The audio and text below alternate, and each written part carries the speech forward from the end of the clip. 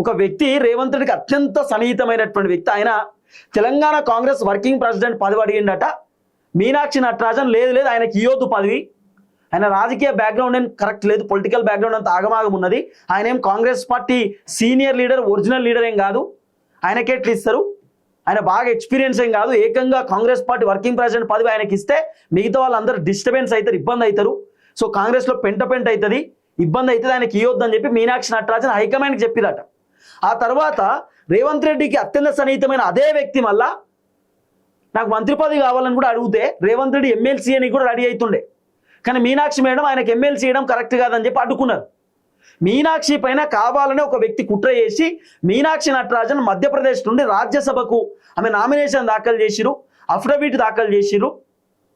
Form number 26లో ఆమె పైన ఉన్నటువంటి కేసు వివరాలు ఇవ్వలేదని చెప్పి తెలంగాణ నుండే ఒక రాజకీయ నాయకుడు రేవంత్ రెడ్డికి అత్యంత సన్నిహితమైనటువంటి వ్యక్తి మధ్యప్రదేశ్లో ఉన్నటువంటి కొంతమంది మంత్రులకు చెప్పినట్టు, బీజేపీ పార్టీ మంత్రులకు, మీనాక్షి నటరాజన్ పైన ఒక కేసు ఉన్నది, ఆ కేసు గురించి మీనాక్షి నటరాజన్ తన అఫిడవిట్లో దాఖలు చేయలేదు, తన నామినేషన్లో దాఖలు చేయలేదు, మీరు ఆ విషయాన్ని ఎలక్షన్ కమిషన్కి చెప్పి మీనాక్షి నటరాజన్ నామినేషన్ని మీరు రద్దు చేయించేటట్టు చేయండి అని తెలంగాణ నుండి ఒక లీడర్ మధ్యప్రదేశ్లో ఉన్న లీడర్లకు చెప్తే మధ్యప్రదేశ్లో ఉన్న లీడర్లు ఎలక్షన్ కమిషన్కి ఫిర్యాదు అయ్యారు. ఈ ముచ్చడి చెప్పింది ఎవరు? మధ్యప్రదేశ్లో ఉన్నటువంటి మంత్రులే చెప్తున్నారు, మధ్యప్రదేశ్ ముఖ్యమంత్రి చెప్తున్నాడు. తెలంగాణ కాంగ్రెస్లో ఉన్నటువంటి లీడర్లే కొంతమంది ఇన్ఫర్మేషన్ ఇచ్చారు. మీనాక్షి నటరాజన్ పైన అసంతృప్తితో అసహనంతో ఉన్నటువంటి లీడర్లే మధ్యప్రదేశ్లో ఉన్నటువంటి మంత్రులకు అంటే చెప్పిర్రు, హింట్ ఇచ్చిర్రు, లీక్ ఇచ్చిర్రు. అంటే ఆ లీడర్ ఎవరు అంటే ఫహీం ఖురేషీ అనే పేరు వినబడుతున్నది. ఇప్పుడు ఫహీం ఖురేషియే మీనాక్షి నటరాజన్ పైన కుట్ర చేసిండు.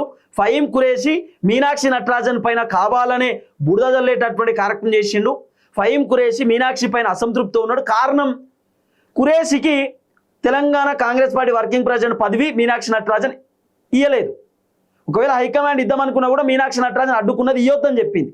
నామినేటెడ్ ఎమ్మెల్సీ పదవి కూడా మీనాక్షి నటరాజన్ వద్దని చెప్పింది. కాబట్టి నాకు మంత్రి పదవి రాకుండా చేసింది, నాకు అధ్యక్ష పదవి రాకుండా చేసింది. కాబట్టి ఫహీం ఖురేషీ కావాలనే మీనాక్షి నటరాజన్ పైన ఇబ్బంది పెట్టిండు.